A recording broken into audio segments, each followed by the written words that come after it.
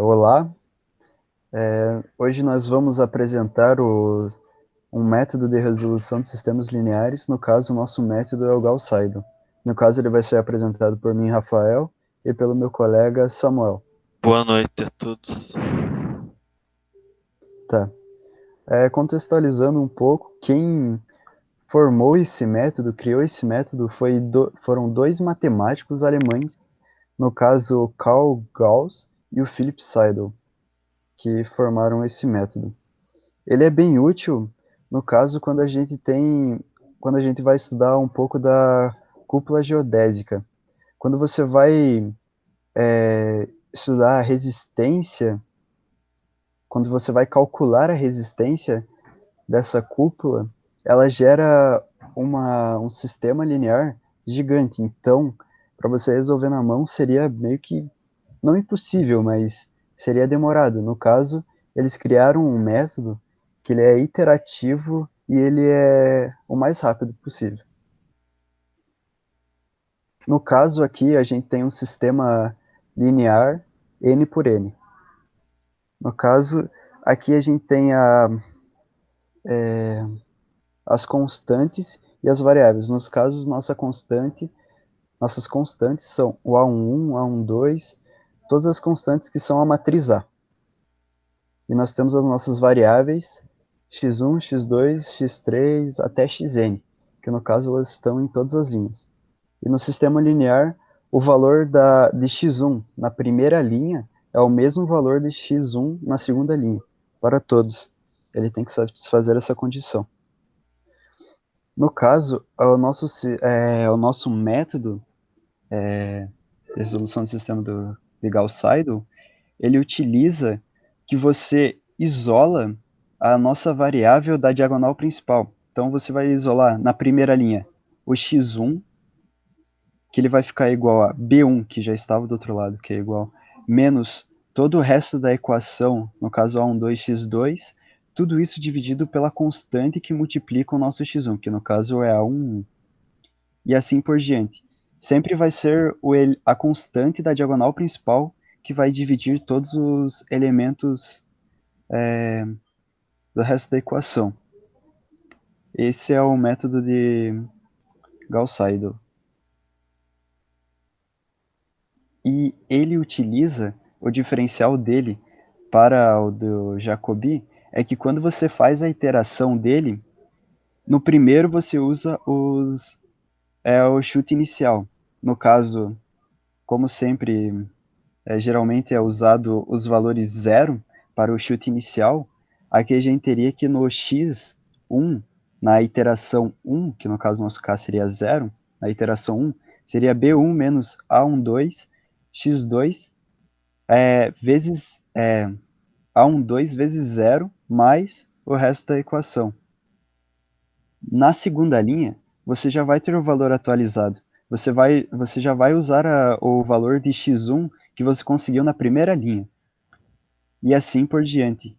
Esse método, ele diminui o número de iterações que você teria, no caso, se você fosse fazer pelo método de Jacobi. Então, para ficar mais visível tudo isso que o Rafael falou agora, a gente vai dar um exemplo de uma resolução de um sistema 3x3 para ficar mais fácil, né, da gente enxergar isso.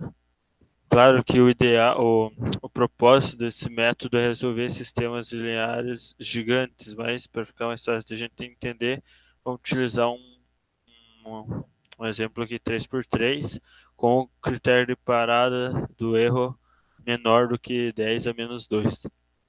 Então, igual o Rafael falou antes, a primeira passo a gente precisa dividir todas as linhas pelo valor da sua diagonal principal.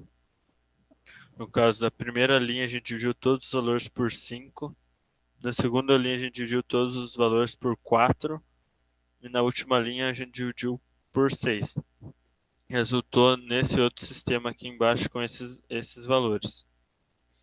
Antes de começar a resolver o método propriamente dito, a gente precisa verificar a convergência do método.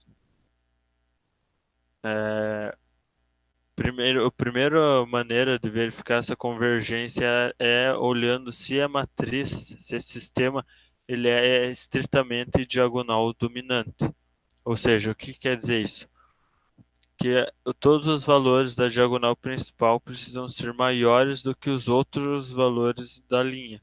Por exemplo, na primeira linha, 0,2 mais 0,2 precisa ser maior do que 1. Respeito aqui na primeira linha.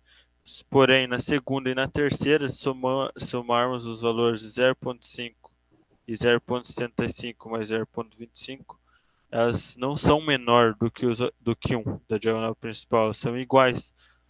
Logo, o critério das linhas não é satisfeito. Portanto, precisamos ir para o outro critério, que é o critério de Sassenfeld, que é esse somatório aqui. O que é esse somatório? Por exemplo, o beta-i é um somatório para j igual a 1 até i menos 1, ao módulo de a e j multiplicado pelo beta-j, mais o somatório j i mais 1 até n, o valor de a e j em módulo. Por exemplo, no beta 1, temos o i igual a 1. Para i igual a 1, j igual a 1 até 1 menos 1, 0. Logo, esse somatório aqui sai fora. Usaremos apenas o segundo somatório, que é o próprio valor em módulo. Por isso que no primeiro beta 1 só temos o valor 0,2 mais 0,2, porque a gente não tem um beta anterior para multiplicar aqui. Logo, esses dois valores são utilizados aqui. A gente encontra o primeiro valor, 0,4. E assim vão fazendo sucessivamente. Já a partir do beta 2, a gente já tem o valor anterior do beta j para multiplicar. Fazendo as três linhas, a gente tem esses três valores: 0,4, 0,55, 0,475. Para o critério de Sassenfeld ser respeitado, o maior valor que a gente encontrar para o beta precisa ser menor que 1. Logo, o exemplo que a gente vai utilizar, ele converge para algum resultado. Agora a gente pode partir para a resolução do método propriamente dito, igual o Rafael comentou anteriormente.